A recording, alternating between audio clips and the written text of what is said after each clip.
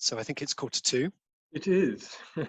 So just for the last time, we'll be sick of this message now, to remind you all that we're recording so that we can place films of the conference on our Guild website. And given after Francesco's contribution, Peter will, in a sense, be convening the kind of closing reflections. If people have got more general questions, I've seen from Jill Kirby, there's a lovely sort of overview question in the chat already. Just a reminder that it's really helpful if you write the word question in capital letters before whatever you write, and then we can just identify the questions through the chat as we're going along. So Peter, over to you to introduce Francesco, and then we'll show the recording. Thank you. Well, those of you who have been here since 9 o'clock will no doubt, like me, feel it's something of a miracle that we have now got to topic number 6, protecting and sharing Venice's cultural heritage. And as I remember explaining for one of our newsletters, you may think it's strange to put it at the end, but in a way, it's a problem that What's that?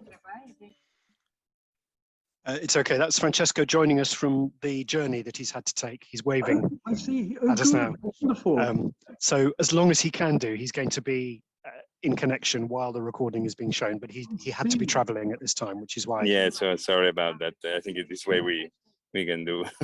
Yeah. Fantastic. Welcome to the session, your session. So we're going to play your video now, or in a moment, and you'll be there and able to field any comments or questions, perhaps. Anyway, it's really good of you to do this. So I envisaged a final inspirational talk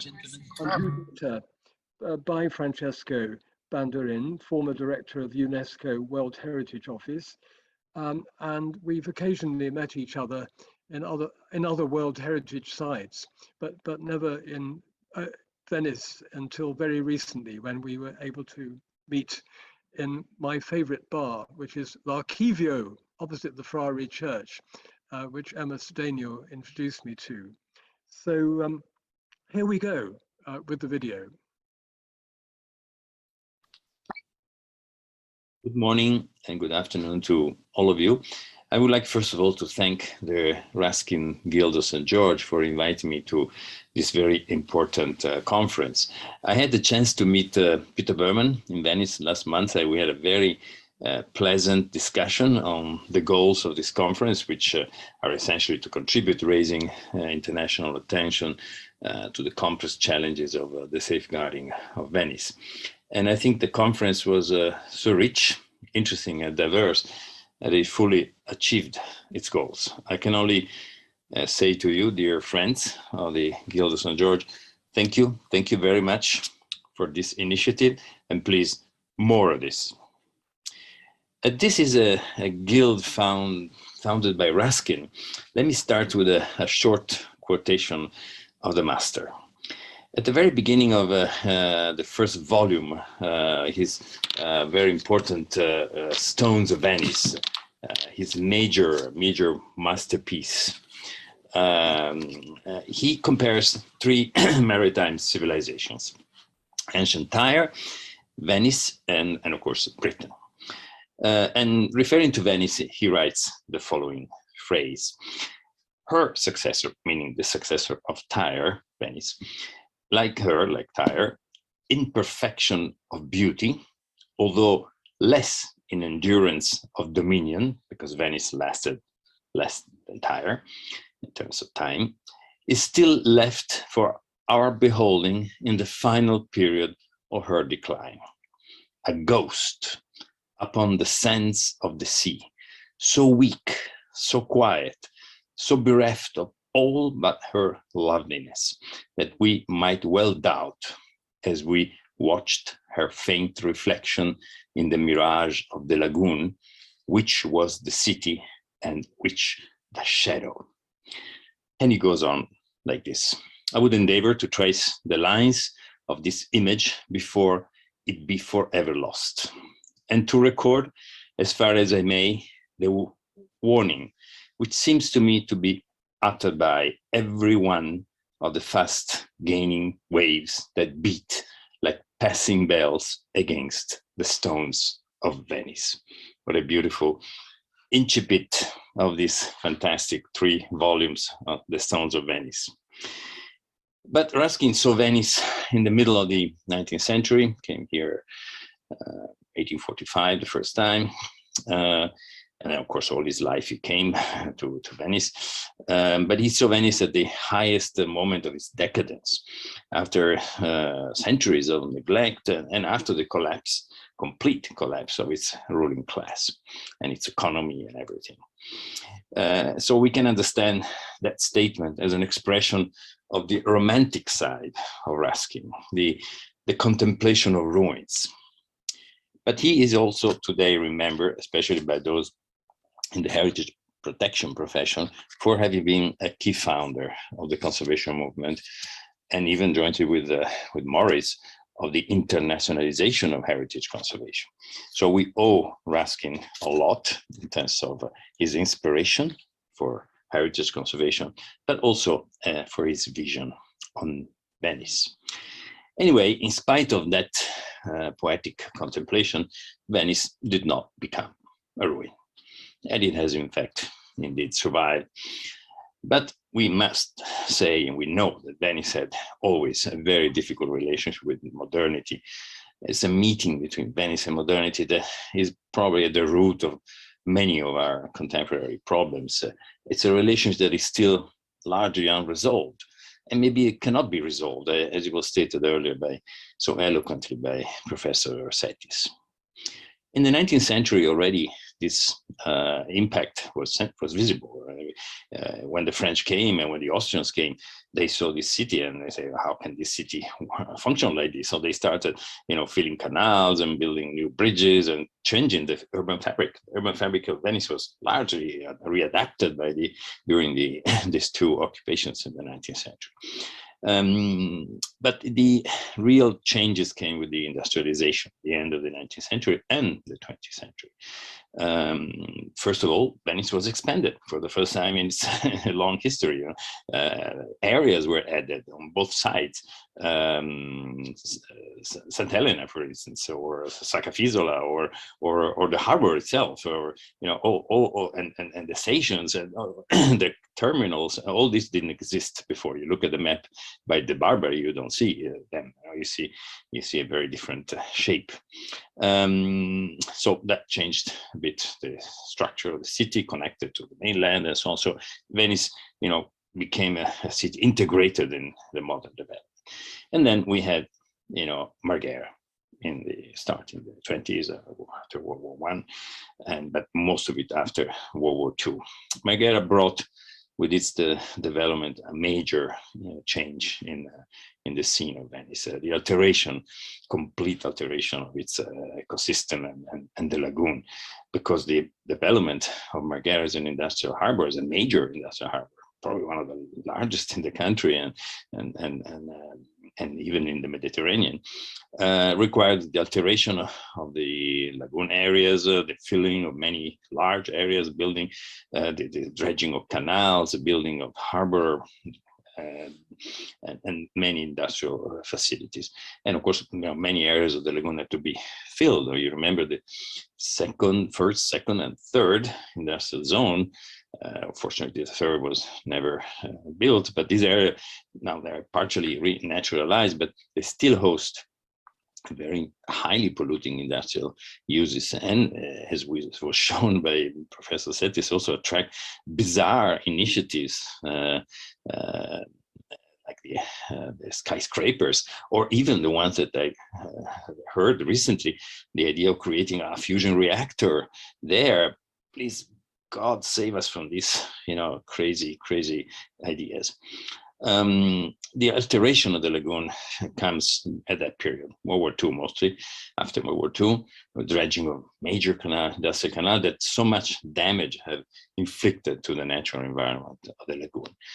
And of course, this is linked to a major problem, the high tides, a combination of sea level rise and subsidence, largely accelerated by the industry, turned an issue that was well known by our ancestors by the ancient Venetians, the occasional flooding of the city by high-level tides or very special tides into a serious problem, the serious problem of today, the ever-increasing frequency of flooding.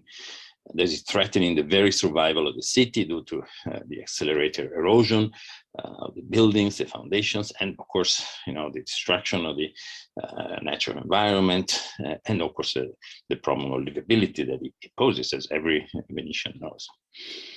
So, a big issue that was impacted and multiplied by the industrial development. And then we had the population problem. Venice, last large population moment, you've seen the figures earlier on, was like maybe 130,000 last part of the 19th century, but it was during World War II when it became an important safe haven during La Repubblica di Salò and reached 170,000 inhabitants, probably its highest peak of population in its history. After World War II, the population went down and still going down. We have a long decline since 1945. Went down, of course, because of overcrowding and the desire of modern housing standards by the people, modern facilities, transportation, the car, employment was in the mainland, and so on. So also accompanied by a gradual decline of the industrial of the industry in the city, which little by little disappeared. Now all the factories that existed in Venice had closed.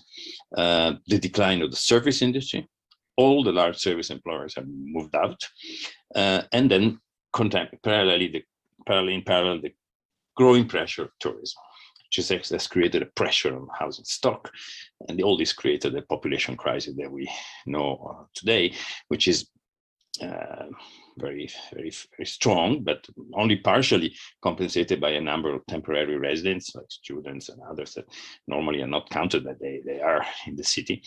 But certainly there is an issue there, and this is also at the root of one big problem that we have in Venice: the loss of kind of a critical mass of population, which of course is visible in the political moments, and of course it contributes to the loss of weight that the city traditionally had.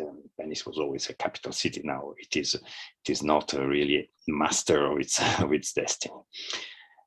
Tourism. Venice was always a tourist destination. I remember even the Grand Tour, even before, and then the Belle Epoque with the creation of casinos, the Biennale, the grand hotels, and so on. This was always an important part of the economy. But it was, since the 70s with development, that we witnessed a growth of mass tourism. It is a global phenomenon. It's not just Venice. It exploded since then in the 90s and 2000s and so on with the globalization and two major industries that came about: low-cost airlines and the Airbnb. These are the two dominant industries in the booming of tourism. So this had a huge impact on the housing stock. Most of it were transformed into hotels, Airbnb for tourism and so on, with an increase in the prices of rentals and also prices of land values and housing values, the contraction of the supply, the offer, and again, accelerated the expulsion of population. And that's where we are today, with the only respite of the COVID times. And already mass tourism is regaining space, albeit not yet perhaps at the previous level. So we have a combination of factors here: economic decline, population decline, growth and expansion of tourism, environmental issues, sea level rise. Sometimes we wonder, are we in front again to the prophetic scenario envisaged by Ruskin? Venice as a shadow. Of course, we hope this cannot be, and we hope this will not be, and perhaps something can be done. But some of the problems that we face are under our control, but others are not. For instance, I think that an issue of great relevance, which was discussed today, is the extreme fragmentation of the governance of Venice. very often the city of Venice, the comune, is accused not doing things that could be help solving the problems, but without justifying any of the city governments that rule the city for in the past 30, 40, 50 years, we have to acknowledge that the city has very limited powers when it comes to the big decisions. Other bodies, public and private, run the show. The Provveditorato, former Magistrato alle Acque, the Consorzio Venezia Nuova, now the Commissario for the Mose, for the Lagoon, for the canals, the Harbor Authority for shipping, the SAVE for the air traffic, and then, of course, private industry for Marghera, not to mention tourism, which is not managed by the city, is managed by the hotel chains, and now largely by Airbnb. An app based in Seattle manages tourism in the city, and also other booking systems. So I think even cultural life is managed by bodies that are appointed by other governmental levels. So Venice has become more like a scene where, things are decided outside. This is an issue. Of course, we don't want centralized totalitarian system that will not be desirable, even envisageable. But certainly the uncoordinated fragmentation has a major consequence. The lack of what I call a long-term vision and strategy for the future of Venice. And let me say, the vision is not a dream. It's not the shadow of Ruskin. Vision is a governance framework that is able to direct public and private choices towards an agreed goal, and ensuring balance between the differing interests, respecting priorities in the economic, environmental, and social dimension. In the past in Italy, this was called the buon governo. And buon governo is not impossible.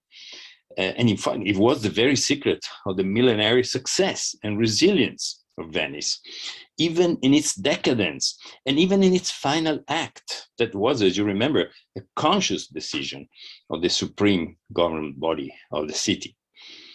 Ruskin was very conscious of this special nature of the governance of Venice. And in his book, in his Stones of Venice, he quoted a phrase, a very famous phrase by Sansovino, which I want to read you. Venice ha saputo trovar modo che non uno, non pochi, non molti signoreggiano, ma molti buoni, pochi migliori e insiememente un ottimo solo, which I translate like this. Venice has been able to find a way that not one, not a few, not many can govern, but many good, few better ones, and altogether one optimal alone. And he closed this script with the phrase, well done, Venice, wisdom this indeed. This conference has pointed to a number of areas where governance can and should be improved. If we want to achieve a goal, a vision for Venice, we have to implement that, such as, for instance, the initiative that was put forward by the Istituto Veneto for the creation of an agency dedicated to the study and mitigations for the sea level rise. It's a very important step in that direction, strategic. Sea level rise does not concern Venice alone. We must look beyond the lagoon to find solutions. Some may say another agency, another body. If a new body is created, it has to have regulatory powers and coordinating powers that replace existing ones, not add additional layers of decision. And this new approach of better coordination must accompany other initiatives aimed to revive the economic life of the city, repopulate it, and reestablish the balance between the different destinies of Venice. Maybe some of the areas that where possible new policies is feasible are the following. First of all, the harbor and Marghera. What to do with the harbor and Marghera? Venice was born as a harbor, but not for the size of modern ships. So harbor life must be compatible with the environment, as it always been in the history of the city. We have gradually to revert the alterations done in the 60s and 70s in the lagoon, close the Canale dei Petroli, put all large ship traffic outside of the lagoon, the cruise ships, but also the industrial ships that still bring oil and dangerous chemicals inside the lagoon. And perhaps, give up some of this traffic.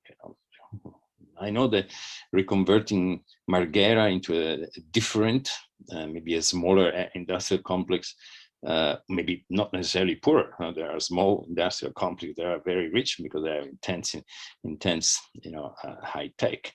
And these are not popular proposals, especially because the number of jobs linked to these industries are always put on the plate when there is a discussion on these issues. But the process can take a few decades, and mitigations and conversion can be planned and implemented. Many countries have done it. We can do it. I think that the future of Marghera has to go in a different direction than the one it is being planned right now. Tourism is good for Venice. I think my friend Jan is very clear. If it is balanced, it is a good industry. But only we have to regulate it. We have to make it compatible with the life of the city. Other cities have used the pandemic to rearrange their tourist policy, like, for instance, Amsterdam or Barcelona. We followed the debate, very intense debate and decisions that were taken in the past 2 years. But Venice has not done it because there is no vision on its future. The city is only trying to go back to the old good times. This is not a way to design and define a future. We must manage the uses of the housing stock. It's a necessity if we want to rebalance the economy of the city and boost a population return. Other cities have shown that it is possible and can be done without special powers. And then we have to invent new uses, new life for the city. I think there has been a proposal recently to expand the university life, the size of universities in Venice. I think it's very important. Venice is a perfect spot for universities. It's hard to imagine a better one. But at the moment, it has a very relatively small population. I think it's 28,000 students altogether, but maybe only a quarter or a fifth reside in the city. There is space for expanding the number of universities and the number of students in the city, looking at some very successful models that exist in the world. We have some nearby, like Padua and Bologna, but there are others around the world. In England, Oxford and Cambridge are very good examples of university cities. More students will require investments in housing and perhaps a new regulation of the use of the existing housing stock. And I think it's time to come to these decisions. Culture is clearly a strategic dimension for the future of Venice. Venice can really become the global center for the arts, and the Biennale has established itself as the leading art exhibition in the world. Let's invest even more on that function. Let's use the money of Europe, but let's connect it more with the city.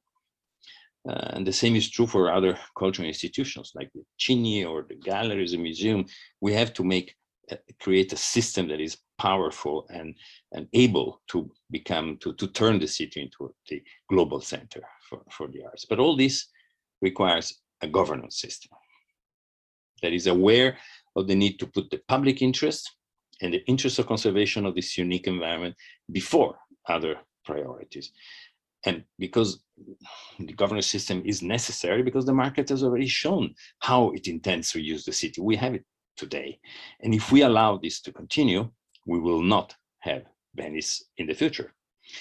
Let me also say the governance must be democratic, and let's abandon ideas of an external deus ex machina that comes here, white knight, that save us from our mischiefs. Democratic life is difficult, complicated, but it can be enriched by the many contributions that come from all the communities that care about Venice, both those existing and active today in the city, we have seen it today, and those who care about the city from outside, like you, for instance, the Guild of St. George, but many others that perhaps have to be better identified and organized and empowered to have a voice in the definition of this vision for the city. International organizations like UNESCO can also help, but they cannot solve our problems. I know that many steps in this direction has been taken already, but more can be taken in the future. I believe that communities that care about Venice can be the solution or one part of the solution towards the definition of a new vision for the city. I know it's hard to look at the distant future, and even more harder to planning for it. You all remember the answer given by another famous British intellectual, John Maynard Keynes, to those who were asking for his economic forecasts for the long term, and I will not recall it here. But unless we do this, unless we plan for the distant future, unless we frame every action in a long-term vision, unless we build the tools to implement it, like many other countries are doing, the future will not belong to us. And Venice will become that shadow so prophetically envisaged by Ruskin almost 200 years ago. Thank you very much for your attention.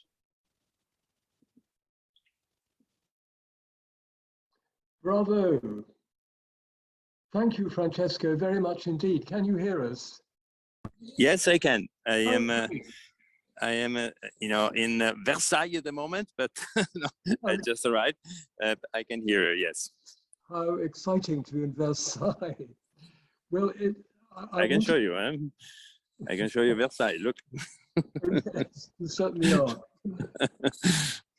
I would be failing in my duty if I didn't express on behalf of us all huge thanks for taking such a lot of trouble and giving such a powerful concluding address, very much what I'd hoped for, and you've given it to us. And you've stressed the importance of vision, and vision leading to buon governo. The older I get, the more I realize that without a good system of governance, organizations large and small simply don't work. It has to be taken seriously. And as you said, it could and should be improved, the governance of Venice. It seems absolutely central. And very interesting, the comparisons you made with Amsterdam and Barcelona, and the fact that they had the vision to tackle the problems in their context of over-tourism. It's quite early. It's quite early. Say that again. Sorry. I was just listening to you. Thank you very much for your words. Well, thank you. Now we're going to have, first of all, we'll see if there are any questions for you specifically. I can't see any, Simon, can you? Oh yes, one has just come in. Yes. All very valid points. Huge thanks for the powerful address. Yeah. Even so, it therefore makes it even more bewildering why UNESCO repeatedly lacked the courage to put Venice on the endangered list. There's a challenging question for you, Francesco. Yeah, but very somehow easy to answer, because in fact UNESCO did propose Venice for the danger list last year. UNESCO is a somehow a technical body, a secretariat, but the decisions are not taken by UNESCO, are taken by the member states. So UNESCO and the advisory bodies of UNESCO, ICOMOS, proposed Venice for the danger list. So they took the courage last year. Maybe it took a little longer than was necessary, but they took the courage to propose this. And but then we had a discussion. They had a discussion. The World Heritage Committee had a discussion, and they decided not to put Venice in the danger list. Now, why this is so? Ask the member states. Obviously, no member states has an interest in being somehow put in the danger list, because in a way it's a sign of that the site is not well managed, this kind of thing. So there is always a kind of politics that come into play. That's the answer. Okay, there's another question for you from Diane Archibald, who says that as an ICOMOS International Heritage expert, I'm profoundly concerned that the conservation management plan put forward by ICOMOS at the UNESCO World Heritage Committee's 44th extended session was delayed. Your comments, please. Sorry, the question is whether the ICOMOS has done an assessment. Yes, they did. They did last year, as I said. It was proposed by ICOMOS, and somehow countersigned by UNESCO, with the request of the endangered listing for the city of Venice, for the site of Venice, which is Venice and its lagoon. So in fact, after, I would say, a long time of reflection and study and so on, the advisory bodies of the World Heritage Convention did reach the conclusion that the site merited to be put in the danger list, which, you know, in the logic of the Heritage Convention is not a punishment. It's just an expression of concern for the situation of the site. I think, Peter, if you agree, while we have Francesco with us, the general question that Anna Summers-Cox has put really as a big concluding question to everybody, very interesting to get Francesco's view. Do you think that the IPCC's credible predictions of sea level rise that will truly lead to the death of Venice could change the chronic lack of integrated long-term planning on all fronts? If central government accepted its responsibility for the survival of the city and acted like the Dutch, integrating long-term economic planning, public and private, with environmental protection of Venice and the surrounding territory also seriously at risk, we might see a big improvement in the management of the city. We are at crunch time. Yes, of course, IPCC is it's a very important body, and we all wish that the government will follow through on their promises. But, you know, one thing is to say, okay, we understand, we follow these concerns and so on. One thing is to act. And as we said during this conference, there's no action, because at the moment, the Italian government is not even considering the sea level rise as an issue for the country. Of course, Venice has been dealing with this issue for 50 years, but, you know, Venice alone will not be a solution. In fact, the sea level rise is a threat for the entire country. Italy has, I don't know how many thousand miles of coast, and the entire country is in the middle of the Mediterranean. Unless we act quickly, we will not have a solution on time. There's a question from Sean Colucci, maybe for Tommaso.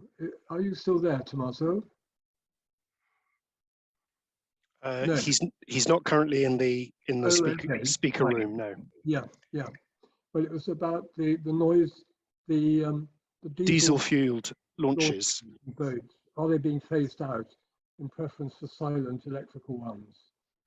And Neil Robbins has very kindly responded, said, to my knowledge, there are proposals to reduce combustion engines with electric, but no appreciable progress has been made in that direction. But yes, I don't know if anybody else has any knowledge or awareness of that as to whether there's a stated, declared plan to transform. I don't know of one. Like I say, Tommaso may know more, but I think it's a beautiful dream that one day Venice could be silent again, because the combustion engines and the big ships, you know, turn it into a place that's not peaceful and tranquil as it once was. If there were electronic engines, if the smaller ships were allowed and the bigger ships were excluded, I think you'd see a restoration of the lagoon. You know, it's a dream we should hang on to, because it could happen. I know that Tommaso is very engaged with the idea, because we spoke about it when we met about 10 days ago. Anyway, he also mentioned the sum of money that it would cost per boat to convert to electric motors. I mean, obviously it is a lot of money to do that great fleet of boats, but what a transformation it would make, as you say, Neil. And Michelle Lovrick has added a very useful comment, which is there is a problem with lithium-ion batteries being combustible in damp conditions. Gosh. So that may also be another issue. Yeah. Or is another issue. I think those are all the more recent questions, Peter, that I can see, but there are... Francesco is signaling that he is going to leave us soon. Okay. You may have, no, he's still there. But Francesco, thank you very much indeed. Wonderful to have you as part of the show today. And brilliant that you could somehow manage it in spite of all the practical difficulties. It's a pleasure. It's a pleasure. Great. Thank you. Well, it's a pleasure. It has been a pleasure to be you. I think his signal is giving way. Sounds like it, doesn't it?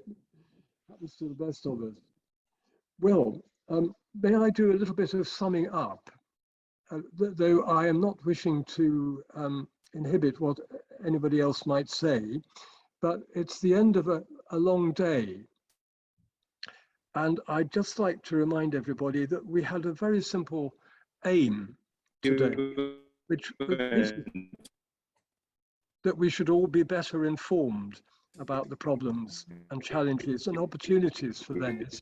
And I think we are all better informed, even those who were very well informed before. What's going on?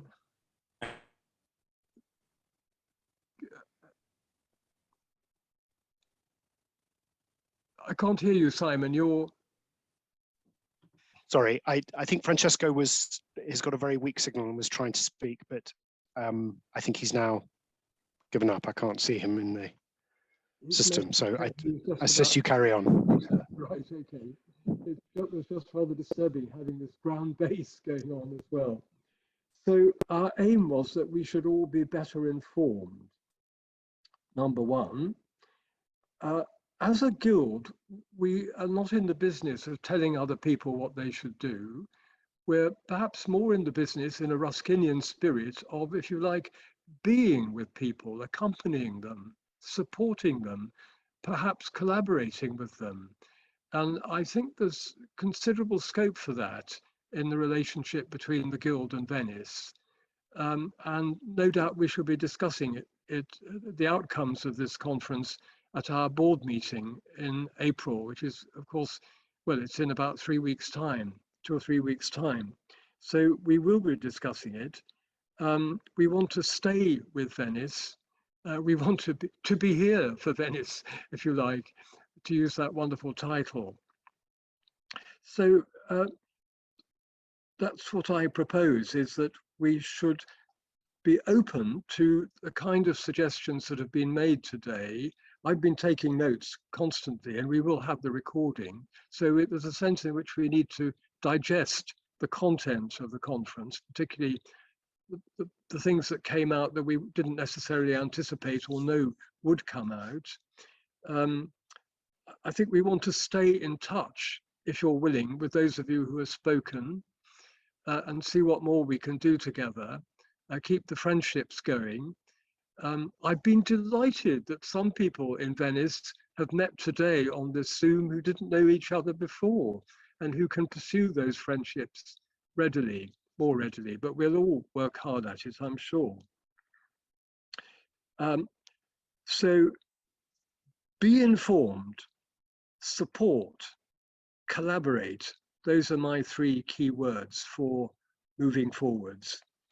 And that, of course, is not to ignore the actual problems of Venice itself, on which a great deal of wisdom has been shared this afternoon and this morning. But, you know, I think the Guild of St. George can do what it can do, and we're passionately in support of those organizations in Venice which are working so hard for the people of Venice and for the better management of the city. And of course, in large measure, it is a political problem, but there's no reason why things shouldn't change in good directions if there's the will to do it, and I'm sure there is. And I'm reminded yet again of Luisella Romeo's wonderful, passionate belief in the contemporary city of Venice, as well as the historic city of Venice. So I want to thank a few people, if I may, at this point. I'd like to thank somebody who hasn't actually been mentioned, called David Winston. He is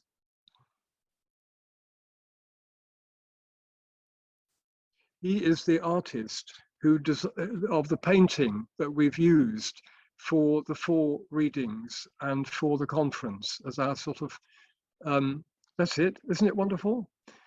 He let me use it in a lecture about 2 years ago. Well, it was not long after the Aqua Alta of November 2019. And for me, it captures the sheer terror of that occasion and the foreboding of the waters. It's really an amazing painting, and we decided, Simon and I, we would use it for everything to do with this project, rather than a historic photograph, for example, although that could have been interesting too. But big thank you to David Winston for allowing us to use it. I'd like to thank Rachel Dickinson, the Master of the Guild, for the well-chosen and welcoming words she spoke this morning. I'd like to thank Kathleen Gonzalez for getting up early, no, staying up late, so that she could give her contribution and remind us all of the importance of the voices of Venice as projected through the 2 books that she edited, and which gave me the idea for this conference. I don't like just to say thank you to all the speakers, because you are all individual and you all gave so much. So I want to say thank you individually. So I want to say thank you to Jane Damosto and Laura Picchio-Folati for the wonderful contributions that they made and the discussion that it stirred up, not surprisingly. It was extraordinarily helpful and important to start with the Lagoon, and we've returned to it time and again during the course of the day. I want to thank Jan van der Borg, who's not here, but I shall be writing to him, and also Monica Cesarato and Luisella Romeo for their wonderful tourism session. It really worked, didn't it? The 3 voices were so complementary and so interesting, and a lot of very good things were said and shared. I want to say, of course, a huge thank you to Professor Setis for specially writing that talk and recording it for us. And I'll be writing to him as well in a continuing dialogue. I'm so grateful for him supporting us today, along with everyone else. I'd like to thank Rosella Mamoli-Zorzi again for her wonderful quarrying of so much information that we're all very grateful to have, and very inspiring it was too, that creative communities can be of so many different kinds. And then we had those 4 fantastic contributions from Graziella Giusto, Deirdre Kelly, Gregory Dowling, and I hope you all enjoyed the film. Did you? Yes? I've now watched it 3 times, and I realized that the first time I hadn't even noticed what language it was, because it communicates visually so well, and the music was such a joy, wasn't it? Anyway, I'll be saying thank you to Manuele.